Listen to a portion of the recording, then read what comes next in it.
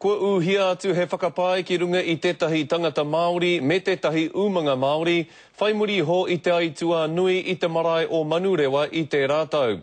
I mate a Marsh Peihopa rawa ko Waipeke tū pāia I taua aitua rā, a tokorua atua no hoki ngā tāngata I tau tū.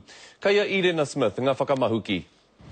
Ko Dion Reefy Williams tēnei, he kaimahi o mua I te kamupene kari whenua o Wiremu Asphalt Contractors.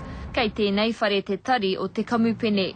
No tēnei rangi I whakatakotoa I te tari mahi I ētahi whakapai ki mua I te aroaro o te kōti ārohe o Manukau. E toru kei mua I te kamupene. Tuatahi, kaori I pai tā rātou whakatika I te wāhi mahi mā ngā kaimahi. Kaori I pai tā rātou manaaki I ana kaimahi I te wāhi mahi, kaori I pai tā rātou manaaki I tangata kē. Ko tahi te whakapai kei mua I a Dion Reefy Williams. Kaori I pai ana mahi I te wāhi mahi, kia kore ai tētahi atu e whara.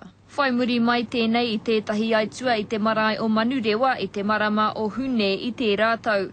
I te haria tētahi whare ki wāhi kē, ka taka iho, tokorua ngā tāngata I mate, tokorua anō I tau tū. I taia ke ngā whānau o te hunga I mate I whara hoki ki te kōti, engari kaore rātau I hiahia ki te kōrero ki te kāmera, nā te nui o te mamai e kai tonu ana I a rātau.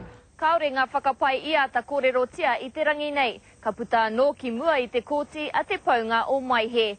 Irena Smith, Te Karere.